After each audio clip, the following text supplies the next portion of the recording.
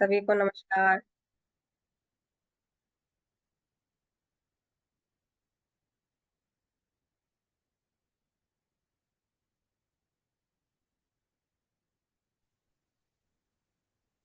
नमस्कार मैडम। नमस्कार। कैसे हैं सभी लोग? कैसे हैं आप? बढ़िया, आप बताइए। बस बढ़िया। फालतू लाइट फैन बंद करो बेटा हर जगह। क्लास शुरू करते हैं।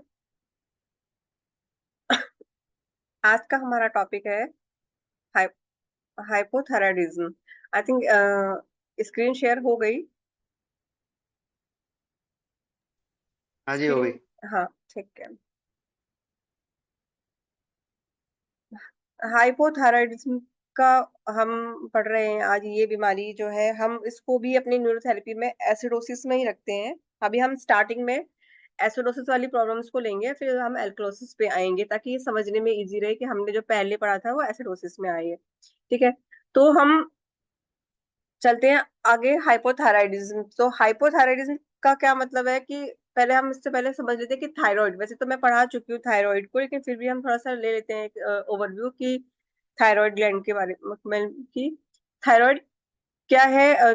ग्लैंड है, एक छोटी बटरफ्लाई शेप, जो हमारे ट्रैकिया पर हमारे हाइयोइड पॉइंट के नीचे होती है, लैरिंग्स के नीचे होती है। ये दो लोब्स होते हैं, राइट और लेफ्ट। ठीक है। बटरफ्लाई शेप की होती है। ठीक है। एडम्स एप्पल के जस्ट नीचे होती है। और क्या होती है, और ये मेन दो हार्मोन बनाती है, T4 और T3। यानी T4 जो होता है उसको थायरॉक्सिन बोलते हैं, और T3 यानी ट्राई आयोडोथायरोनिन बोलते हैं। ठीक है। और अब ये तो ये तो सभी को पता है, और हम पहले भी पढ़ चुके हैं कि दो हार्मोन बनाती है, और एक तीसरा और हार्मोन बनाती है, कैल्सिटोनिन, लेकिन उसका अलग रोल है। यहाँ हम हाइपोथायराइड में उसका कोई रोल नहीं है, वो हम वहाँ इसको अलग से हम पढ़ चुके हैं अपने एंडोक्राइन सिस्टम में। ठीक है। तो यहाँ हाइपोथायराइडिज्म का जो रोल है, मतलब हाइपोथायराइडिज्म हुआ है तो मतलब उसका मेटाबॉलिज्म बिगड़ा है। तो मेटाबॉलिज्म का जो रोल है वो T3 और T4 के ही का ही रोल होता है। ठीक है। तो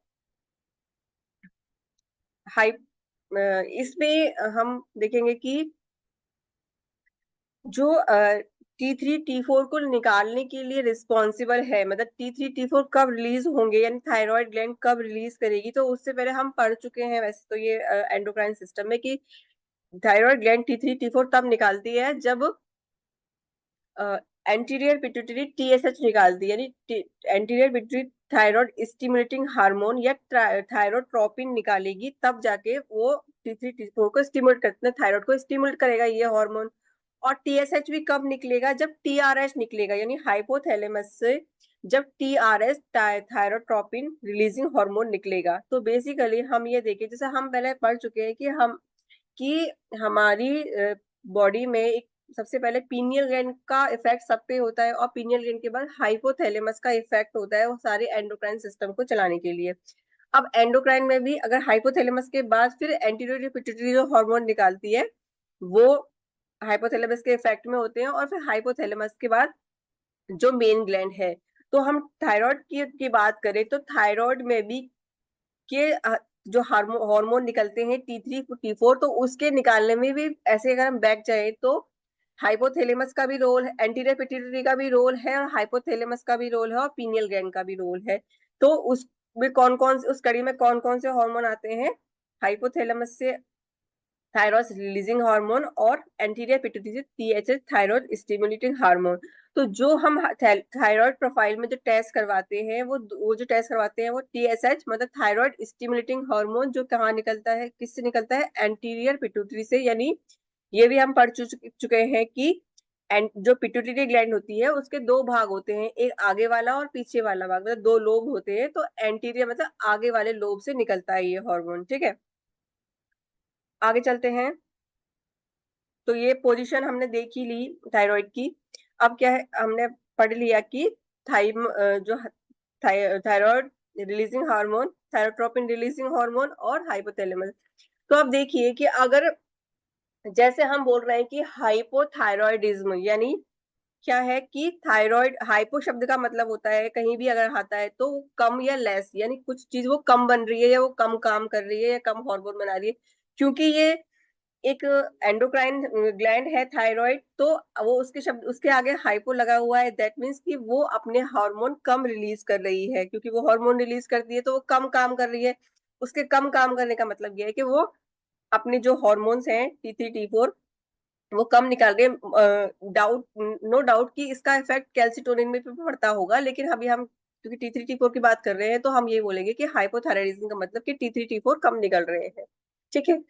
तो अब अब उसके निकलने पे हमने पढ़ लिया कि किसका प्रभाव TRH और TSH का है। ठीक है। अब क्या है कि हम, एक सेकेंड, उससे पहले हम ये देखना चाहेंगे कि मतलब देखेंगे कि अगर हार्मोन कम निकल रहे तो क्या हो रहा होगा शरीर पे। वो हम प्रभाव तब जान पाएंगे तब जब हम पहले ये जाने कि T3 T4 आखिर करते क्या है। क्योंकि अगर हमें ये मालूम चल जाएगा कि T3 T4 अगर शरीर में क्या काम करते हैं तो बेसिकली हम ये देख लेंगे कि जब वो हार्मोन कम बन रहे हैं तो इसका मतलब शरीर में वो काम कम हो रहा होगा। तो उसके बेसिस पे हम, या कोई ऐसा पेशेंट है जिसके जिसके अंदर ये काम कम हो रहे हैं तो हम समझ जाएंगे इसका मतलब ये उसके अंदर हाई थायराइड, हम मतलब बिना टेस्ट के भी जान सकते हैं कि उसको हाइपोथायराइड है। तो पहले हम ये देखते हैं कि थायराइड जो थायराइड T3 T4 हैं वो क्या काम करते हैं, उनके फंक्शन क्या है। तो T3 T4 hormones control metabolism, तो मतलब मेटाबॉलिज्म को कंट्रोल करने का काम करते हैं। मेटाबॉलिज्म से क्या मतलब है कि जैसे हमने कोई, इसको आसान शब्दों में समझे अगर हम मेटाबॉलिज्म को, तो क्या होता है कि जैसे अगर हमने कोई खाना खाया, हमने फूड इनटेक किया, फूड लिया, तो वो जब डाइजेस्ट हो, फुली डाइजेस्ट हो जाए, मतलब डाइजेस्ट होने का मतलब क्या है कि वो, जैसे कि अगर कार्बोहाइड्रेट है तो वो ग्लूकोज तक डाइजेस्ट हो जाए, पच जाए, ग्लूकोज तक छोटे टुकड़ों में टूट जाए। अगर हम बात करें कि प्रोटीन है तो वो प्रोटीन जो है अपनी अंतिम कड़ी यानी अमीनो एसिड में टूट जाए, और जो फैट है वो फैटी एसिड कोलेस्ट्रॉल तक टूट जाए। अब उसका एब्जॉर्प्शन हो, जो हम जानते हैं कि इलियम में एब्जॉर्प्शन होता है, और एब्जॉर्प्शन के बाद उसको शरीर एनर्जी फॉर्मेशन में यूज कर ले, तो ये सारा प्रोसेस ही मेटाबॉलिज्म है। तो अब जिसके अंदर T3 T4 हार्मोन नहीं बन रहे हैं, दैट मीन्स उसका मेटाबॉलिज्म स्लो है, यानी इसका इनका क्योंकि ये काम है ना मेटाबॉलिज्म का, तो अगर उसका मेटाबॉलिज्म प्रॉपर नहीं हो रहा, मतलब खाना डाइजेस्ट नहीं हो रहा, या डाइजेस्ट होकर एनर्जी नहीं बना रहा है, या वो स्टोर कर रहा है, मतलब जहां सेल तक रिप्रोडक्ट सेल यूज करती है उसको वो नहीं कर पा रहे हैं, तो यानी मेटाबॉलिज्म बिगड़ा हुआ है। ठीक है। हम हर न्यूरोथेरेपिस्ट तो हम तो हर जगह यही यूज करते हैं कि इसका मेटाबॉलिज्म बिगड़ा हुआ है, ये मेटाबॉलिक रिलेटेड डिजीज है। तो मेटाबॉलिज्म है क्या वो हमने अभी समझ लिया। ठीक है। तो T3 T4 मेटाबॉलिज्म को कंट्रोल करते हैं, ग्रोथ को कंट्रोल करते हैं। ग्रोथ को कैसे कंट्रोल करेंगे, मतलब मेटाबॉलिज्म में ही सारा काम आ गया, लेकिन फिर भी मतलब ग्रोथ, क्योंकि जो हमारे अमीनो एसिड हैं ये सेल के अंदर जाते हैं, फिर इससे प्रोटीन बनता है और आगे ग्रोथ होती है, वो उसको सेल ग्रोथ के लिए यूज करती है, तो ग्रोथ को भी प्रभावित करते हैं ये। और इस मतलब सभी बॉडीली फंक्शंस को प्रभावित करते हैं। ठीक है। तो इसका मतलब अगर किसी की, और हम देखते हैं कि क्या इंक्रीज बेसल मेटाबॉलिक रेट, मतलब कि बेसल मेटाबॉलिक रेट को इंक्रीज करते हैं, मतलब कि वो जो शरीर के अंदर जो हमने जो फैट है, जो प्रोटीन है, जो कार्बोहाइड्रेट, उसको स्टोर नहीं करते, उसको हमारी शरीर की क्रियाओं में, शरीर की ग्रोथ में, शरीर को एनर्जी बनाने में ऐसे यूज करते हैं। तो जिसकी बेसल मेटाबॉलिज्म रेट कम होती है, इसका मतलब उसका मेटाबॉलिज्म बिगड़ा हुआ है। ठीक है। और depending on the metabolic status it can, मतलब ये मेटाबॉलिक स्टेटस के सिचुएशन के बेसिस पर लाइपोलाइसिस, लाइपोलाइसिस का मतलब है कि फैट, अगर किसी को फैट खत्म करके उसको एनर्जी बनानी है तो वो खुद ही देख लेते हैं ये T3 T4, या अगर काफी एनर्जी है तो उसका सिंथेसिस करे, उसको रखे, मतलब ये खुद तय कर लेते हैं T3 T4 हार्मोन कि शरीर में जो फैट आया है उसको स्टोर करके रखना है या उसे एनर्जी बनानी है। मतलब ये अपनी बॉडी के स्ट्रक्चर के बेसिस पे, उसकी नीड के बेसिस पे ये दोनों तरह के फंक्शन कर लेते हैं, मतलब कैटाबॉलिज्म एनाबॉलिज्म, मतलब स्टोर करके रखना या कोई स्टोर है उससे एनर्जी बनाने का, दोनों तरह से काम कर लेते हैं। इसी प्रकार कार्बोहाइड्रेट को भी ये संभाल लेते हैं कि कहाँ इससे हमें एनर्जी बनानी है या इसको स्टोर रखना है। तो बेसिकली T3 और T4 ये दोनों हार्मोन ही ये सब देख लेते हैं शरीर में, मतलब कि कहाँ स्टोर करना है, कब कब स्टोर करना है और कब एनर्जी बनानी है, सब कुछ यही संभाल लेते हैं। अब इन अगर यही नहीं होगा, मतलब ये मेन हार्मोन है जो शरीर के मेटाबॉलिज्म को संभालते हैं, अगर यही नहीं बनेंगे तो सोचो कि उसका शरीर बिल्कुल, उसके अंदर सारे ही मेटाबॉलिज्म बिगड़ा हुआ है, कार्बोहाइड्रेट का, फैट का, ग्लूकोज का, सबका जो हिसाब किताब बिगड़ा हुआ होगा। बेसिकली हम लेमन टर्म्स में समझो, सारा ही हिसाब किताब बिगड़ा है कि शरीर को पता ही नहीं है कि क्या स्टोर करना है, क्या क्या खत्म करना है, किससे एनर्जी बनानी है, क्या। ठीक है, अब क्या है, तो और क्या करता है ये तो बात हो गई, एडल्ट की बात हो गई, मतलब जब हम जब छोटे बच्चे से बड़े होते हैं, या यानी यंगस्टर्स या एडल्ट में तो ये काम करता है। लेकिन छोटे बच्चे जो होते हैं उसमें भी थायराइड बहुत हेल्प करता है कि थायराइड जो हार्मोन है वो छोटे बच्चों में बोन ग्रोथ, मतलब जैसे जो बहुत छोटे कुछ महीने के बच्चे होते हैं उनमें बोन ग्रोथ को ये प्रमोट करता है, यानी बोन को बढ़ाता है। और साथ साथ ये क्या करता है कि मेमोरी, सीएनएस पे भी कंट्रोल करता है, मतलब सेंट्रल नर्वस सिस्टम को भी कंट्रोल करता है, जिसकी वजह से ये क्या करते हैं कि ये मेमोरी इनहेंस करते हैं। तो जिन बच्चों को अगर बचपन में ही हाइपोथायराइड हो गया, हम आगे पढ़ेंगे कि मतलब जिनका थायराइड ग्लैंड हाइपो है, कम काम कर रहा है, तो उनकी मेमोरी पे भी फर्क पड़ता है। कई बच्चे बोलते हैं मतलब माँ बोलती है कि हमारे बच्चों को याद नहीं होता, तो उनकी याददाश्त पे, मतलब स्मरण शक्ति पे, याददाश्त करने की क्षमता पर भी प्रभाव पड़ता है कि अगर वो उसको हाइपोथायराइड है। और क्या करता है कि बहुत ही छोटे बच्चे, यानी पैदा होने के बाद, मतलब एम्ब्रो में भी, यानी जो बच्चा माँ के गर्भ में है वो भी, और उसके बाद 1 साल तक ब्रेन डेवलपमेंट का काम करती है ये थायराइड ग्लैंड, यानी इसके T3 T4 हार्मोन करते हैं। तो अगर अगर उसका थायराइड ग्लैंड डेवलप नहीं हुआ या T3 T4 हार्मोन कम बन रहे हैं, तो ऐसे बच्चे में किस दिमाग का विकास यानी ब्रेन डेवलपमेंट भी पूरा नहीं हो पाता। तो ऐसे बच्चे जो है, या तो थोड़ा अपनी उनका आईक्यू लेवल कम होता है, या और अगर बिल्कुल नहीं हो रहा और ज्यादा कम है तो वो मेंटली रिटार्डेड भी हो सकते हैं। तो इसीलिए ऑटिस्टिक बच्चे होने का एक कारण ये भी होता है कि या तो प्रेगनेंसी की ड्यूरेशन पे मदर को हाइपोथायराइड रहा होगा, यानी मदर का अगर थायराइड ग्लैंड हाइपो है तो बच्चे का भी थायराइड ग्लैंड हाइपो हो सकता है।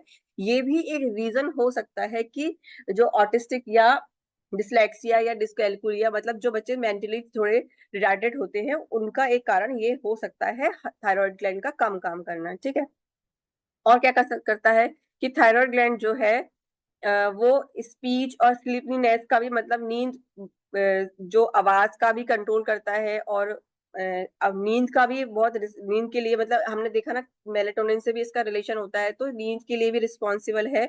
और फर्टिलिटी, ओव्यूलेशन और मेंस्ट्रुएशन, मतलब लेडीज की बात करें तो लेडीज में फर्टिलिटी का, यानी उनकी जो ओवम बनाने की क्षमता जो है, फर्टिलिटी जो है वो, और ओव्यूलेशन और मेंस्ट्रुएशन पे भी इसका प्रभाव होता है। तो T3 T4 हार्मोन जब शरीर में इतने ज्यादा प्रभाव उनका है और इतने ज्यादा फंक्शन करते हैं, तो अब उनके बिगड़ने से तो शरीर में सब कुछ ही बिगड़ा हुआ होगा। इसीलिए हाइपोथायराइड बिगड़ होने से, यानी थायराइड ग्लैंड के कम काम करने से बहुत ज्यादा शरीर की क्रिया जो है, फंक्शन जो है, प्रभावित होते हैं।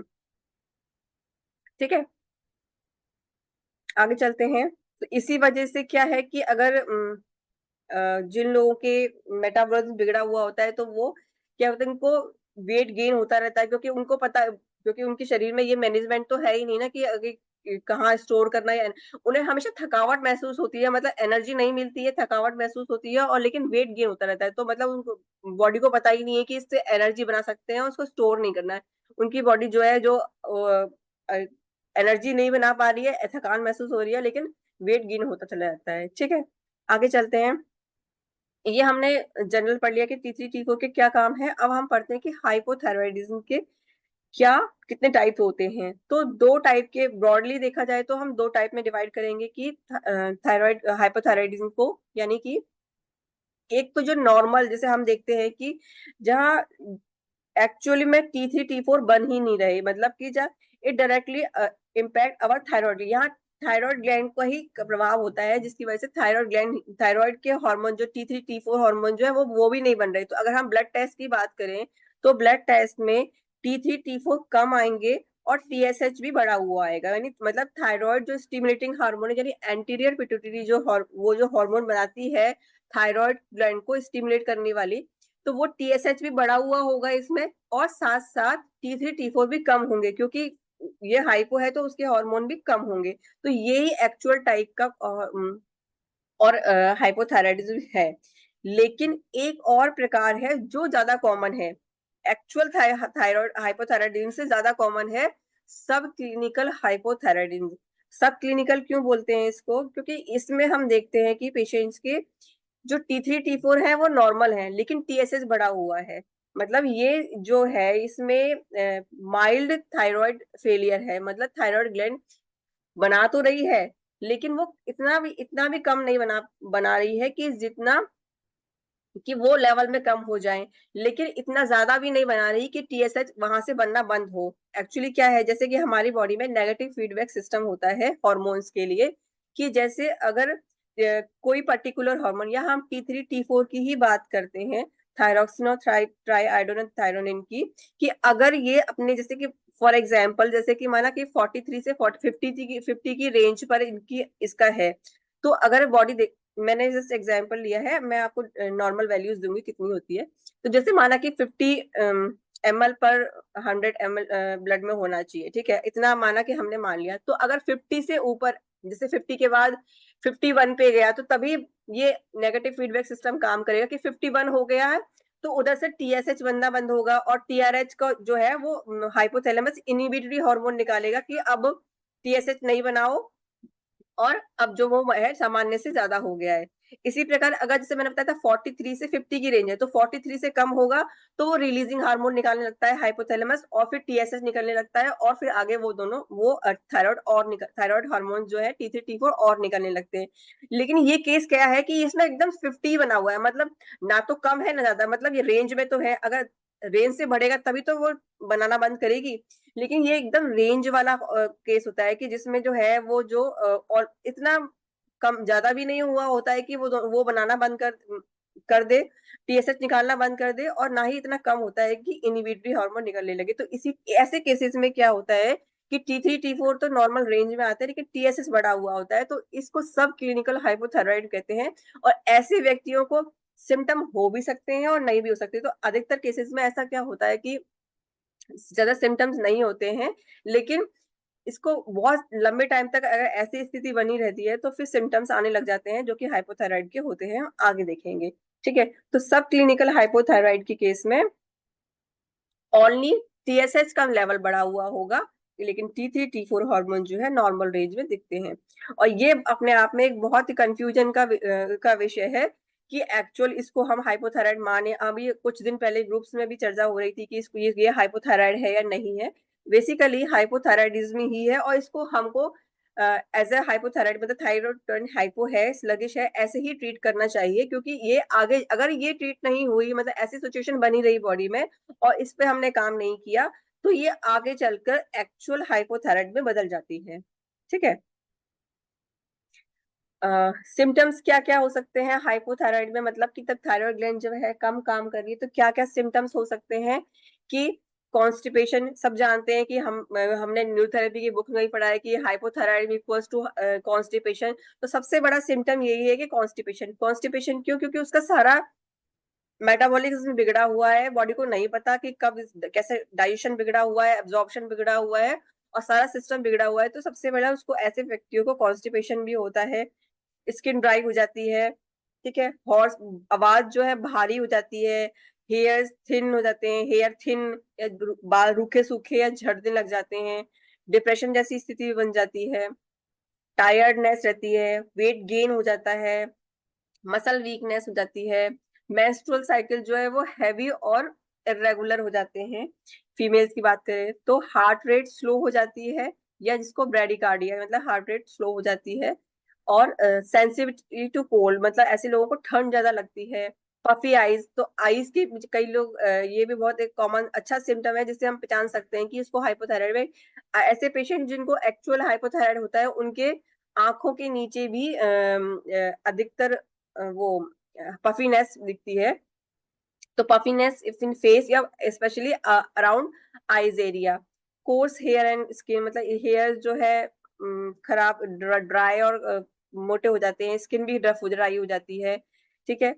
और मसल्स जो है वो मसल पेन होता है, टेंडरनेस, स्टिफनेस, मेमोरी प्रॉब्लम, तो ये सारे सिम्टम्स उस व्यक्ति को हो सकते हैं जिसको हाइपोथायराइड है। तो हम वैसे तो हम अधिकतर तो पेशेंट को देख, जिसको एक्चुअल हाइपोथायराइड में, ऐसे तो पेशेंट को देखकर ही बता सकते हैं कि उसको वो ओबेसिटी होगी, उसको कॉन्स्टिपेशन करने से मालूम चलेगा उसको कॉन्स्टिपेशन होगा। फीमेल है तो ये भी बहुत कॉमन सिम्टम है कि उनका फीमेल का जो मेंस्ट्रुअल साइकिल है वो शॉर्ट होगा, उसको हैवी मेंसेस होंगे। तो इन सब से भी हम मालूम कर सकते हैं कि उसको हाइपोथायराइड है। नहीं तो रिपोर्ट के बेसिस पे तो हम देख ही सकते हैं कि उसको हाइपोथायराइड है या नहीं। ठीक है, तो ये हो गया। अब हम न्यूरोथेरेपी के पॉइंट ऑफ व्यू से समझे कि हम न्यूरोथेरेपी में हाइपोथायराइडिज्म को एसिडोसिस में क्यों रखते हैं। हमने देखा कि हम अपनी न्यूरोथेरेपी में इसको हाइपोथायराइड को एसिडोसिस में रखते हैं, पर क्यों क्यों रखते हैं? क्योंकि इसका कारण ये है कि वेद में लिखा है और गुरुजी ने बताया कि क्योंकि हम ये देखते हैं कि कोई मसल अगर काम नहीं कर रही है, जैसे अगर एसिडोसिस वाली सिम्टम है, तो एसिडोसिस के सिम्टम्स क्या देखते होते हैं कि मसल लूज हो जाती है। ठीक है, अगर हम पेट, अगर मोशन की बात करें तो कॉन्स्टिपेशन रहता है। तो इसके जो सिम्टम है हाइपोथायराइड के वो एसिडोसिस वाले हैं। जैसे कि मतलब कि हम अगर बात करें कि कॉन्स्टिप मतलब मोशन की, तो कॉन्स्टिपेशन को हम एसिडोसिस में रखते हैं, तो इसमें भी कॉन्स्टिपेशन रहता है। सेकेंडली अगर हम मेंसेस की बात करें तो लेडीज में हैवी मेंसेस जो है हम एसिडोसिस में रखते हैं, तो इसमें भी सेम होता है। तो एक तो ये हो गया रीजन। दूसरा और क्या रीजन है कि जिसको इसलिए हम इसको हाइपोथायराइड को एसिडोसिस में रखते हैं, वो है क्योंकि हमने देखा है कि जब एसिडोसिस वाले सिम्टम्स शरीर में होते हैं, यानी पीएच जो है लो हो जाता है, ब्लड का एसिडिक होता है, तब मसल्स लूज हो जाती हैं। और अगर कोई मसल्स लूज है, यानी किसी ग्लैंड की मसल अगर लूज है, तो इसका मतलब वो प्रॉपरली हार्मोन नहीं बना पा रही है, यानी वो काम नहीं कर रही है। लूज होने का मतलब वो काम नहीं कर रही है। तो लूज होने की वजह से वो काम नहीं कर रही है, या कुछ कम काम कर रही है, जिसकी वजह से वो कम काम कर रही है, मतलब अपने हार्मोन जो है कम निकाल रही है, यानी T3 T4 कम निकाल रही है। तो बेसिकली अगर वो हाइपो वाली कंडीशन में है, वो कम काम कर रही है, तो उसकी मसल्स लूज हो सकती हैं। तो इसी वजह से एसिडोसिस में इस बीमारी को रखा है, क्योंकि मसल्स लूज होने की वजह से वो कम काम कर रही है। मसल्स लूज क्यों हुई है? एसिडोसिस की वजह से। तो इसी वजह से हाइपोथायराइड को एसिडोसिस में रखा है न्यूरोथेरेपी में। ठीक है, आगे चलते हैं कि क्या कारण हो सकते हैं T3 T4, मतलब ये जो हाइपोथायराइड के को, एक सेकंड, हाँ, कि हाइपोथायराइड होने के क्या क्या कारण हो सकते हैं, तो वो हम देखेंगे। तो अगर हम ये देखें कि हाइपोथायराइड होने के कारण क्या है, मतलब क्यों हुआ, तो सबसे पहले हम ये जानेंगे कि शरीर, ये जानना बहुत जरूरी है। इसके कारण जानने से पहले सबसे पहले ये जानना जरूरी कि T3 T4 शरीर में बनता कैसे है और कैसे बनकर फिर आगे काम होता है। तो T3 और T4 जो दो हार्मोन जो है, जिसको ट्राई आयोडोथायरोनिन और थायरोक्सिन बोलते हैं। ठीक है, तो ये दोनों हार्मोन क्या है, टायरोसिन अमीनो एसिड के ही को ही आगे चल के आयोडाइज करके बनाया गया है, मतलब एक अमीनो एसिड से बने हुए हार्मोन है। जैसे कि हम सभी जानते हैं कि हार्मोन जो है वो या तो अमीनो एसिड से बने होते हैं, या कोई प्रोटीन से बने होते हैं, या स्टेरॉइड से बने होते हैं। तो बेसिकली ये दोनों हार्मोन जो है वो टायरोसिन अमीनो एसिड के ही प्रोडक्ट है, मतलब टायरोसिन अमीनो एसिड को आयोडीन से जोड़कर फिर ये हार्मोन बनते हैं। तो टायरोसिन अमीनो एसिड शरीर में कैसे मिलेगा, कैसे बनेगा, कैसे? तो उसके लिए क्या है कि अगर हम कोई, जैसे अगर हमने कोई प्रोटीन लिया, वो प्रोटीन डाइजेस्ट होके ही तो अमीनो एसिड बनता है। तो हमने कोई प्रोटीन ऐसा खाया जिसके अंदर कैसीन है, तो कैसीन खाने से, मतलब कैसीन एक प्रोटीन है, तो कैसीन के डाइजेशन से ही टायरोसिन अमीनो एसिड बनता है। तो अमीनो एसिड जब टूटेगा, मतलब उसका प्रॉपरली डाइजेशन होगा, प्रोटीन टूटने से अमीनो एसिड बनेगा, यानी टायरोसिन अमीनो एसिड बनेगा, तभी तो शरीर को वो अवेलेबल हो पाएगा रॉ मटेरियल। अगर किसी का डाइजेशन प्रॉपर नहीं है, उसको यूडीएफ आता है, यानी इसका स्टमक सही से काम नहीं कर रहा, उसको एचसीएल ढंग से नहीं बन रहा कि वो प्रोटीन को तोड़ पाए, तो फिर वो अमीनो रॉ मटेरियल ही नहीं बनेगा, तो कैसे बनेगा T3 T4? तो बेसिकली ऐसे व्यक्ति का जिसको यूडीएफ आ रहा है, या जिसका एचसीएल ढंग से काम नहीं कर रहा, उसका प्रोटीन डाइजेस्ट नहीं हो रहे हैं, तो रॉ मटेरियल ना बनने की वजह से उसके शरीर में T3 T4 नहीं बनेगा। ठीक है, तो कैसीन किससे मिलता है? कैसीन जो है एक प्रोटीन है, वो मिल्क में मिलता है। अब बात ये आती है कि मिल्क में मिलता है केवल, तो मिल्क पीने के लिए मना कर देते हैं, और फिर उस व्यक्ति को उसके 3T4 कैसे बनेंगे। लेकिन सबसे ज्यादा मात्रा में कैसीन जो है मिल्क में बनता है, लेकिन उसके अलावा और भी बहुत सारी चीजें हैं जिसमें कैसीन प्रोटीन मिलता है, जो आगे जाकर टायरोसिन अमीनो एसिड में टूटेगा। वो है कि पीनट्स, आलमंड्स, एवोकाडो, बनाना में, ठीक है, और पंपकिन सीड्स में और सीसम सीड्स में। इन सब चीज में भी मतलब कई सारे सीड्स आ गए इसमें, पीनट्स में, आलमंड्स में, बनाना में। इन सब में भी, दूध के अलावा इन सब में भी क्या होता है, कैसीन प्रोटीन होता है, जिसको खाने, अगर हम ऐसे फूड खाएंगे तो इन फूड के डाइजेशन से क्या बनेगा, मतलब कैसीन उनमें होता है, कैसीन से फिर टायरोसिन अमीनो एसिड बनेगा, जिसको कि आगे चलकर T3T4 हार्मोन बनाएगा। ठीक है, तो ये तो बात हो गई कि, एक सेकंड, कि वो कैसीन जो हमें मिलना था वो हमें मिल जाएगा। आगे हम चलेंगे कि क्या, एक सेकंड,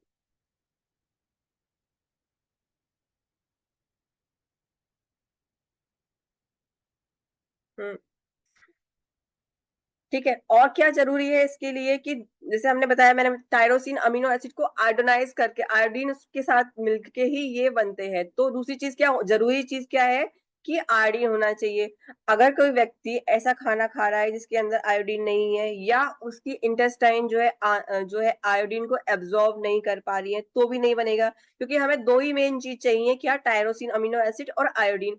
तो अगर उसका डाइजेशन प्रॉपर नहीं हो रहा है, यानी उसके इलियम जो है ऐसी कंडीशन में वो अच्छे से एब्जॉर्ब नहीं कर पा रही है न्यूट्रिएंट्स को, आयोडीन को एब्जॉर्ब नहीं कर पा रही है, तो भी उस व्यक्ति के T3T4 नहीं बनेंगे। यानी नहीं बनेंगे मतलब कम कम, इसको मतलब यही है कि वो, जब ब्लड टेस्ट में T3T4 कम आएंगे नॉर्मल वैल्यू से, इसका मतलब यही होगा कि वो हाइपोथायराइड है। तो बेसिकली ये बात सिर्फ, हर, जैसे हम कहते हैं कि हर बीमारी का आके बात हमारे डाइजेशन पे ही अटक जाती है, तो यहाँ भी वही बात आती है कि अगर किसी का डाइजेशन प्रॉपर नहीं है, उसका पेट ठीक नहीं है, यूडीएफ उसको आ रहा है, उसका स्टमक एचसीएल नहीं बन रहा है, तो भी उसको हाइपोथायराइड होगा। तो बेसिकली ऐसे केसेस में सबसे पहले काम हमारा क्या होता है कि हम उसका डाइजेशन ठीक करें, उसका एचसीएल प्रॉपर बने, ये मेक श्योर करें, और उसका यूडीएफ आ रहा है तो वो यूडीएफ आना बंद हो, ताकि हम उसको जो बेसिक अमीनो एसिड्स मिलने चाहिए, जो टायरोसिन मिलना चाहिए, वो उसको मिले। ठीक है, अब दूसरी बात क्या आती है कि और क्यों हो सकता है, कि जैसे हमने बताया कौन कौन रिस्पॉन्सिबल है, कि हमने देखा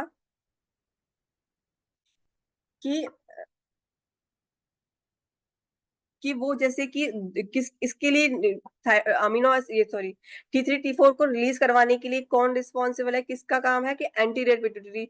अगर एंटीरियर पिट्यूटरी में कोई, पिट्यूटरी ग्लैंड में कोई गड़बड़ हो गई, टीएसएच नहीं निकाल रही है, वो स्टिमुलेटिंग हार्मोन ही नहीं निकल रहे, तो फिर वो थायराइड कैसे निकालेगी, क्योंकि उसको निकलवाने के लिए कमांड ही नहीं मिल रही है आगे से। तो एंटीरियर पिट्यूटरी की गड़बड़ी से भी ये T3T4 जो है नहीं बनेंगे, यानी वो हाइपोथायराइड हो सकता है। और अगर आगे चले तो हाइपोथैलेमस की गड़बड़ी से भी, अगर हाइपोथैलेमस में कोई गड़बड़ी आ गई है, डिसऑर्डर है, हाइपोथैलेमस डिसऑर्डर की वजह से भी जो हाइपोथायराइड हो सकता है। और क्या सब कुछ ठीक है, ठीक, इसके अलावा और क्या कारण हो सकता है, ठीक है, लेकिन बना भी रही है दोनों T3T4 हार्मोन, थायराइड ग्लैंड बना भी रही है, लेकिन कोई ऐसा क्लॉट है जो ब्लड स्ट्रीम में नहीं आ पा रहे हैं, मतलब ब्लड में नहीं आ पा रहे हैं, तो उसकी वजह से भी क्या है कि ये जो है थायराइड ग्लैंड जो हम, क्योंकि टेस्ट मालूम तो हम टेस्ट का जो चेकअप करवाते हैं वो ब्लड से ही करवाएंगे ना।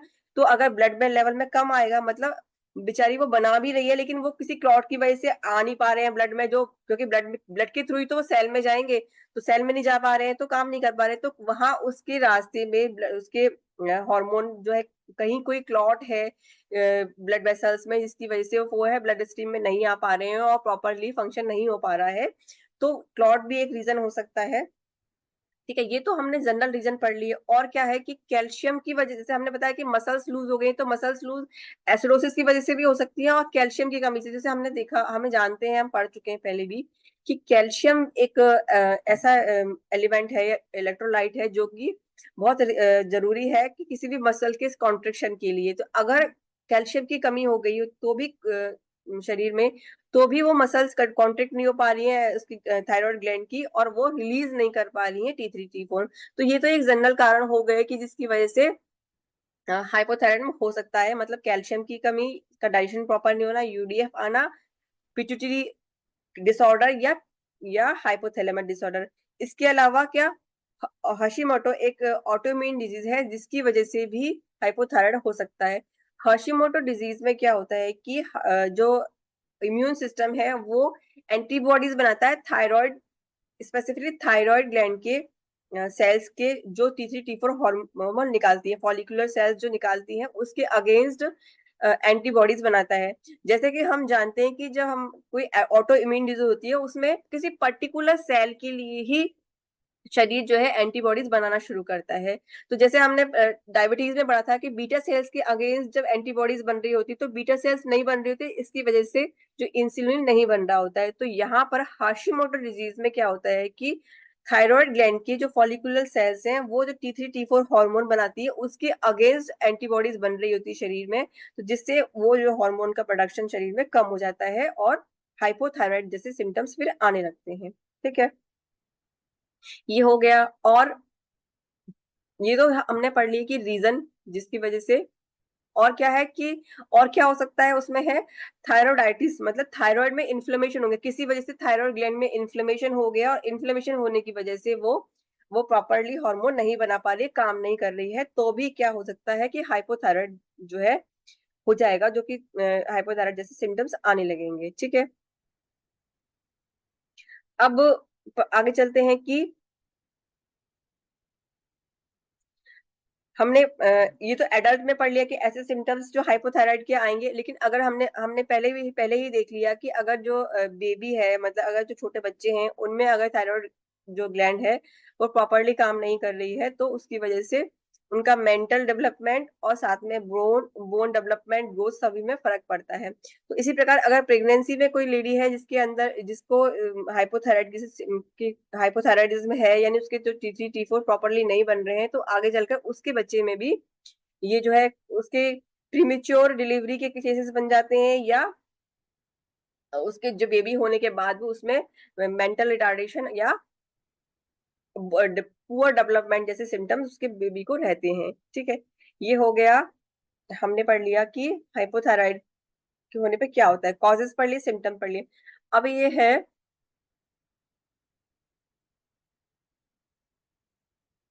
और ये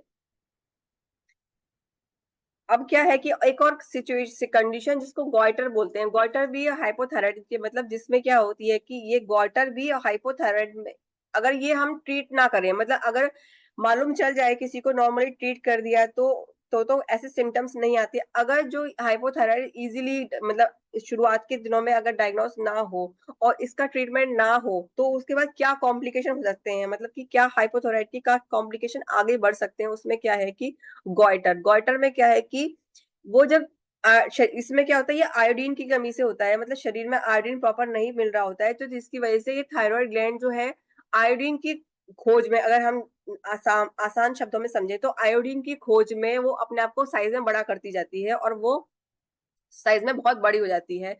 तो ऐसे व्यक्तियों को स्वेलिंग, गले में स्वेलिंग रहती है, थायराइड जो है साइज में बड़ी हो जाती है, और क्या होता है कि वो ऐसे व्यक्तियों को निगलने में दिक्कत, आवाज बोलने में दिक्कत सभी ऐसे आती है। तो ये इस तरह से उनकी नेक के चारों तरफ फूला हुआ नजर आता है, तो वो गॉइटर इसको बोलते हैं, यानी वो एक तरह का हाइपोथायराइड ही है, जो कि मतलब केस बिगड़ चुका है, कॉम्प्लिकेशन आ चुकी है, जिसकी वजह से क्या है कि स्वेलन नेक हो जाती है। ठीक है, और क्या कॉम्प्लिकेशन हो सकते हैं कि हार्ट प्रॉब्लम आ सकती है। तो जैसा कि हमें पता है कि अगर ये मेटाबॉलिज्म, मतलब अगर मेटाबॉलिज्म बिगड़ा, मतलब फैट का मेटाबॉलिज्म बिगड़ा या कार्बोहाइड्रेट का मेटाबॉलिज्म बिगड़ा, तो फिर क्या होगा, जैसे अदर मेटाबॉलिक डिसऑर्डर्स। तो मेटाबॉलिक डिसऑर्डर्स की बात करें तो सबसे पहले हम डायबिटीज का नाम लेते हैं और सेकेंडली हम लेते हैं हार्ट प्रॉब्लम्स। तो इसका मतलब कि उसका अगर किसी पेशेंट का जिसको हाइपोथायराइडिज्म है उसका अगर मेटाबॉलिज्म बिगड़ा है तो ये तो पक्का है कि आगे चल के उसको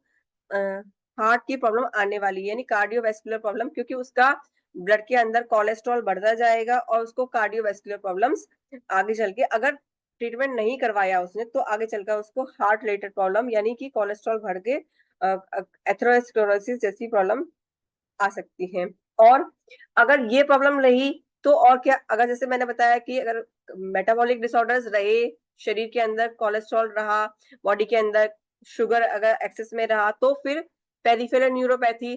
तो ये सारी मेटाबॉलिक डिसऑर्डर अपने आप में चेन लिंक्ड होते हैं। मतलब अगर एक आया और उसको ट्रीटमेंट नहीं हुआ, उसको ट्रीट नहीं किया गया, तो एक से दूसरा दूसरे, जैसे कि हमने डायबिटीज में पढ़ा था कि डायबिटीज वाले पेशेंट को अगर ट्रीटमेंट सही से नहीं लगा तो वो आगे चलकर कार्डियक इश्यूज में यानी एथेरोस्क्लेरोसिस में बदल जाते हैं, हार्ट की प्रॉब्लम बदल जाते हैं, फिर आखिर उनको क्या हो जाती है, पेरिफेरल न्यूरोपैथी हो जाती है। तो एक्चुअली ये भी उसी चेन में, उसी कड़ी में ये भी है कि अगर हाइपोथायराइड है, मेटाबॉलिज्म बिगड़ा हुआ है, तो उसको हार्ट की प्रॉब्लम होगी, और या फिर डायबिटीज भी हो सकती है, ब्लड में शुगर बढ़ने से, फिर पेरिफेरल न्यूरोपैथी भी हो सकती है। ये हम पढ़ चुके हैं, यानी कि जो जो पेरिफेरल नर्व्स हैं वो डैमेज हो सकती हैं।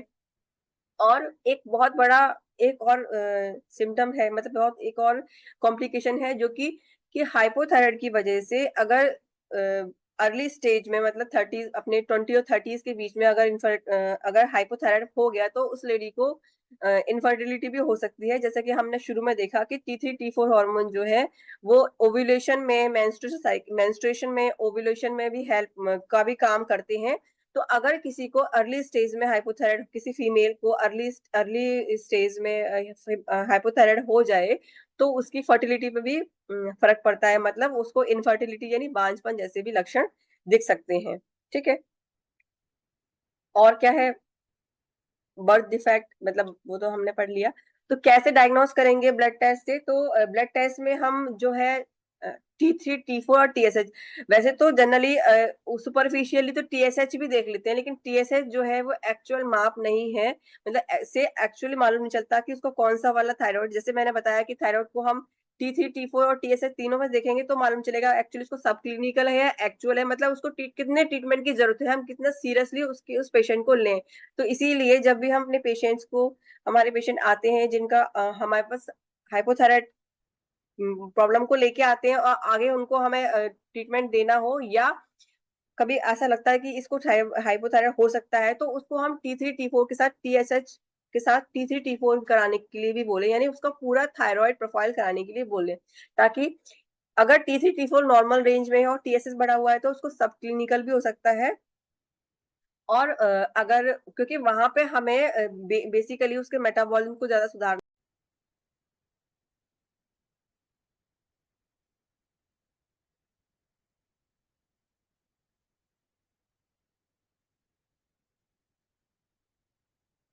जब तक बाकी लोग ज्वाइन करते हैं तब तक हम एक वापस से हम देख लेते हैं कि कल हमने क्या पढ़ा। कल हमने हाइपोथायराइड शुरू किया था टॉपिक। तो हाइपोथायराइड का मतलब क्या है, हम 5-7 मिनट में ये ओवरव्यू ले लेते हैं कि क्या है ये। तो हाइपोथायराइड, जैसे कि हम सभी जानते हैं कि थायराइड ग्लैंड से रिलेटेड है, और हाइपो मीन्स थायराइड ग्लैंड का कम काम करना। एक थायराइड ग्लैंड की एक और बीमारी, उसको हाइपर थायराइड कहते हैं, मतलब उसमें वो थायराइड ग्लैंड जो है वो हाइपर हो जाती है, ज्यादा काम कर रही होती है, यानी T3 T4 हार्मोन जो है कम बना रही होती है। लेकिन क्योंकि हम एसिडोसिस वाली प्रॉब्लम पढ़ रहे हैं तो अभी हम हाइपोथायराइड लेके चल रहे हैं। मतलब कि हाइपो शब्द का मतलब कम, यानी T3 T4 हार्मोन जो होते हैं थायराइड ग्लैंड के वो कम बन रहे होते हैं। ठीक है, तो ये है, हम इसमें T3 T4 हार्मोन क्या करते हैं, हमने देखा कि सबसे बड़ा काम जो T3 T4 के है, ये हम शॉर्ट में बोलेंगे कि थायराइड के हार्मोन्स का क्या काम है। तो मेटाबॉलिज्म सबसे बड़ा काम जो इसका है, मतलब मेन काम, शरीर का जो मेटाबॉलिज्म है उसका देख रेख करते हैं ये दोनों हार्मोन्स।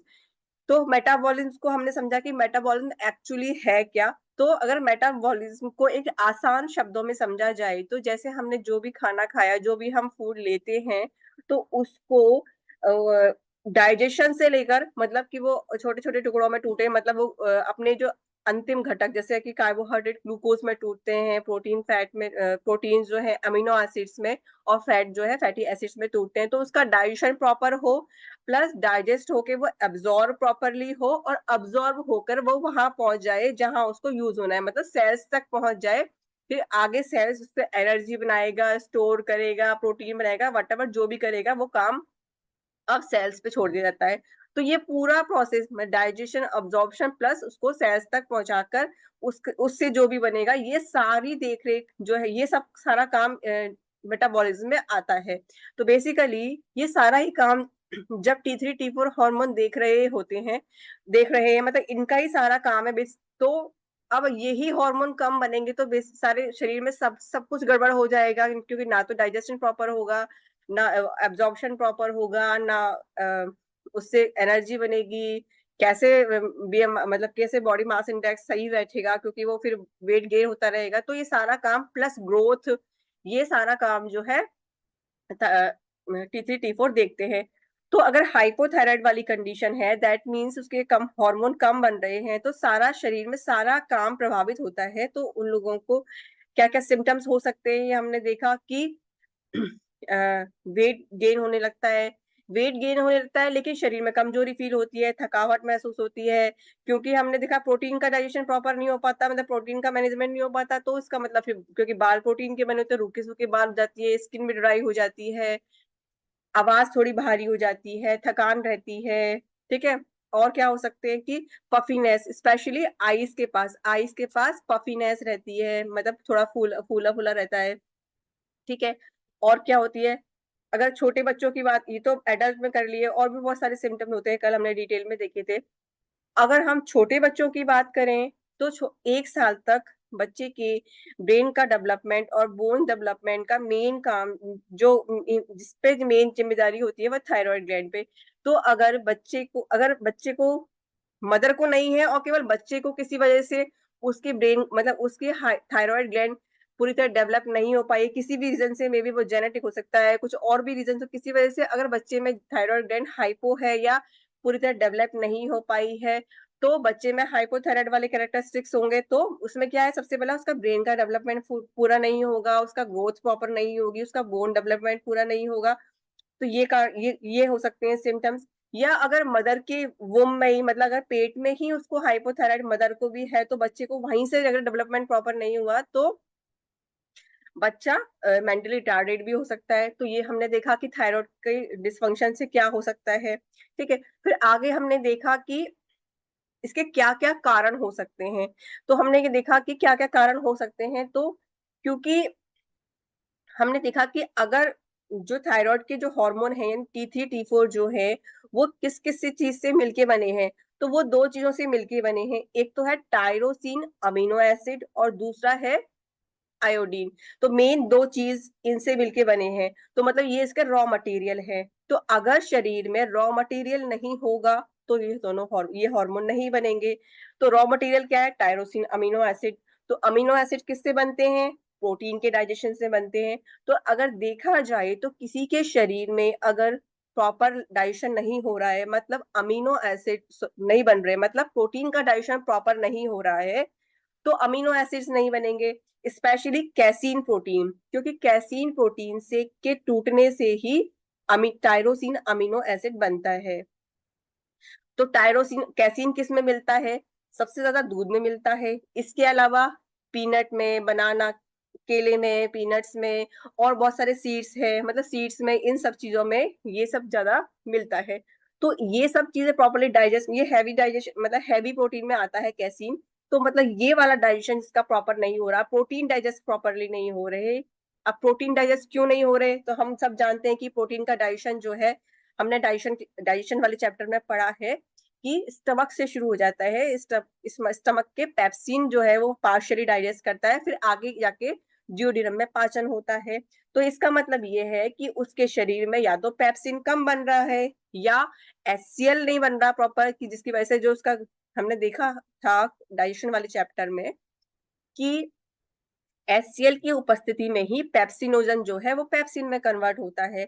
अगर उसका HCl प्रॉपर नहीं बन रहा होगा तो पेप्सिनोजन जो है इनएक्टिव यानी असक्रिय रूप जो है सक्रिय रूप में नहीं बदल रहा है, यानी पेप्सिन काम नहीं कर रहा, तो प्रोटीन नहीं पच रहे तो उसका टायरोसिन अमीनो एसिड नहीं बन रहा। तो ये एक कारण हो सकता है उसके शरीर में प्रोटीन का डाइजेशन प्रॉपर नहीं हो रहा, तो टायरोसिन अमीनो एसिड नहीं बन रहा, मतलब एक जो चीज इंपॉर्टेंट है वो नहीं मिल पा रही, या उसको यूडीएफ आ रहा हो, मतलब यूडीएफ आने का भी वही रीजन है कि प्रॉपरली डाइजेशन नहीं हो रहा तो यूडीएफ आ रहा हो, या क्या आयोडीन, जैसे हमने बताया कि एक और चीज है आयोडीन, तो उसके शरीर में या तो वो आयोडीन रिच खाना नहीं खा रहा है या आयोडीन एब्जॉर्ब नहीं हो रहा है, मतलब फिर अगेन यहाँ बात आ जाती है डाइजेशन सिस्टम की, यानी आंतों की, इलियम की, कि वो उसको प्रॉपरली जो आयोडीन को एब्जॉर्ब नहीं कर पा रही है। ठीक है, दो ये मेन कारण हो गए। आगे चलते हैं कि हमने देखा कि T3 T4 हार्मोन जो है वो किसके प्रभाव से बनते हैं। हमने पढ़ा कल भी कि उस पहले एंटीरियर पिट्यूटरी जो है वो TSH निकालती है, थायराइड स्टिमुलेटिंग हार्मोन।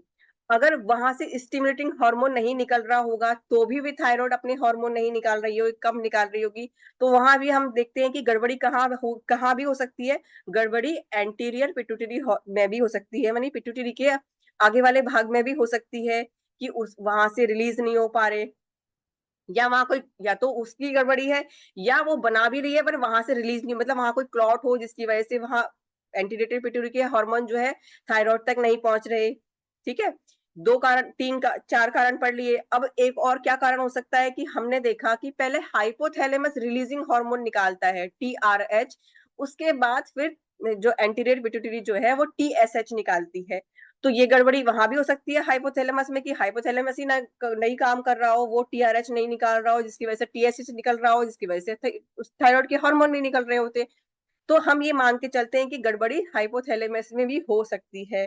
ठीक है, अब हाइपोथैलेमस से पहले क्या होता है, पीनियल, क्योंकि सारे शरीर में सारे जो एंडोक्राइन सिस्टम को देखने वाला क्या होती है, सबसे जो बड़ी ग्लैंड, किंग ग्लैंड, जो पीनियल ग्लैंड होती है, तो हम ये मान के चलते हैं कि गड़बड़ी पीनियल ग्लैंड में भी हो सकती है।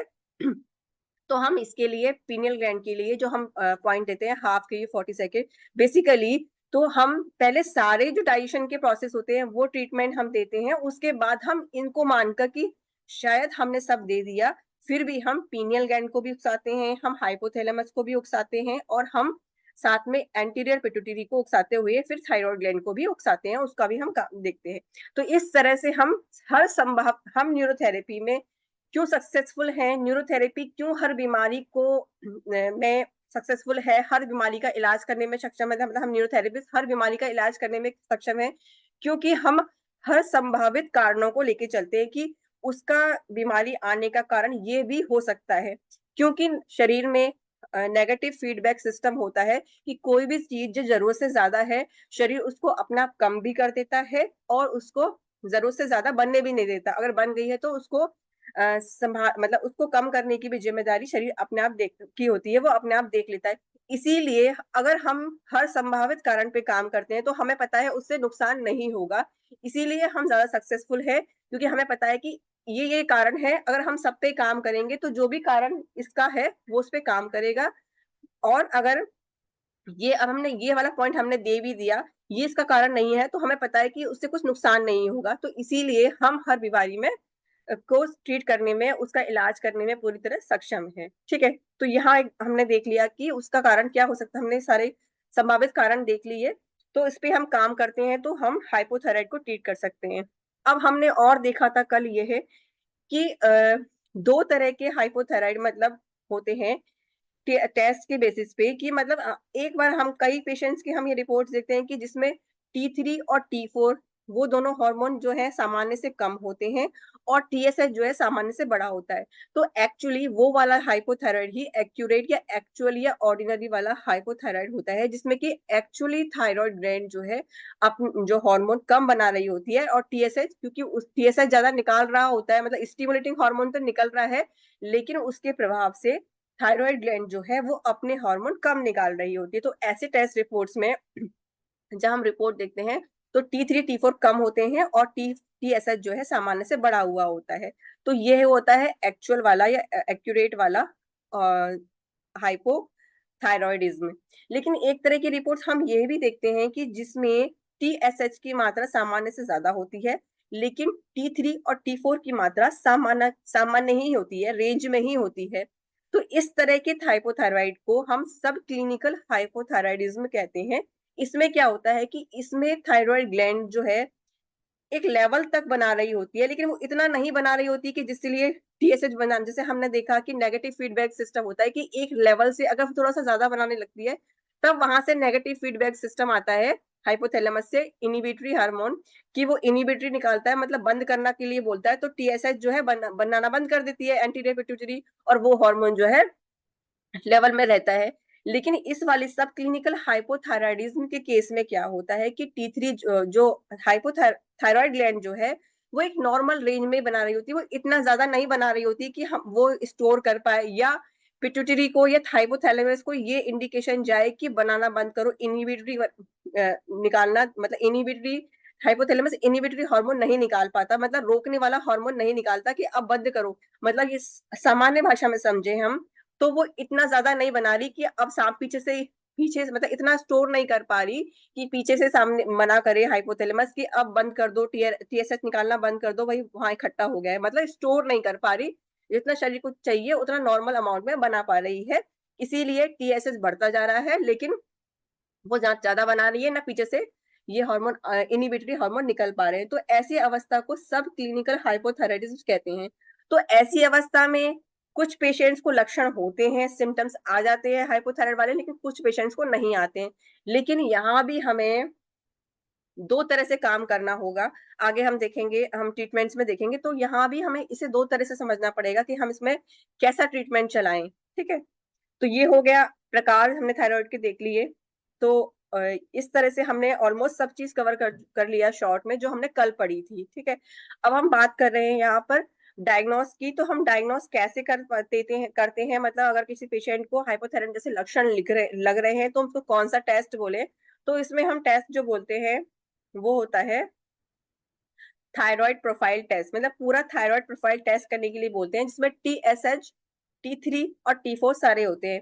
तो कुछ पेशेंट जो होते हैं TSH की रिपोर्ट लेके आते हैं, लेकिन उन्हें हमें बोलना चाहिए कि आप पूरा थायराइड प्रोफाइल कराइए, मतलब TSH के साथ साथ T3 और T4 पर कराइए, क्योंकि जैसे मैंने अभी बताया कि T3 T4 की मात्रा देख के हम बताएंगे कि बेसिकली उनको एक्चुअल हाइपोथायराइड है या उनको सब क्लिनिकल है। केवल TSH के बेसिस पे हमें अपना ट्रीटमेंट नहीं बनाना चाहिए, और क्योंकि वो प्रॉपर डायग्नोस नहीं है कि T4 कम है या नॉर्मल में है, इसीलिए पूरा थायराइड प्रोफाइल कराने के लिए बोलना चाहिए।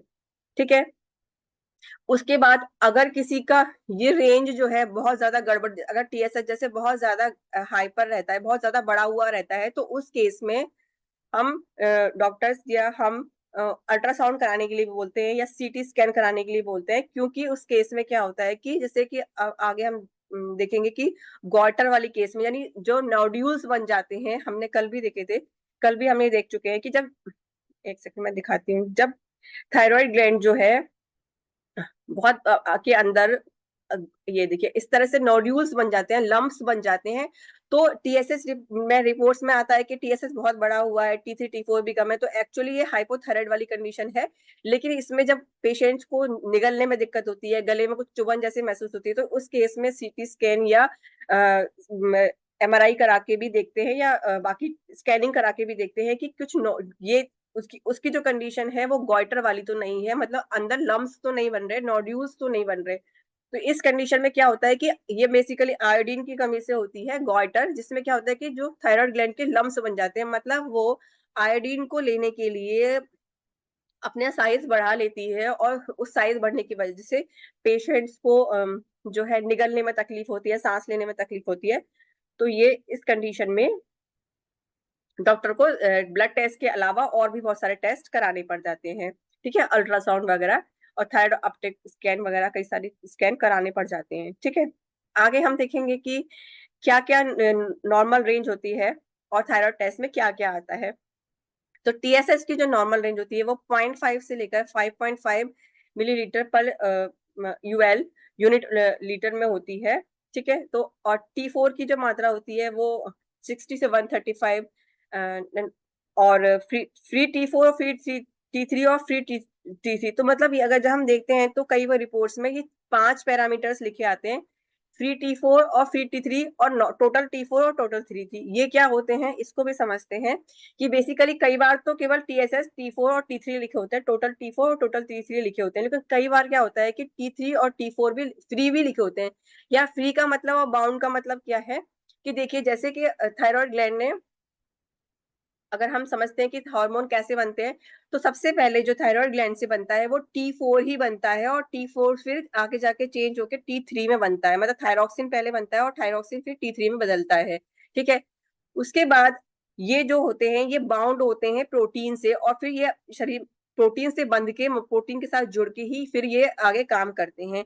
तो अगर पहले मतलब पहले थायराइड ग्लैंड T3 T4 बनाएगी और फिर जाके ये काम शरीर के यूज में आएंगे, तो ये बाउंड हो गए प्रोटीन से।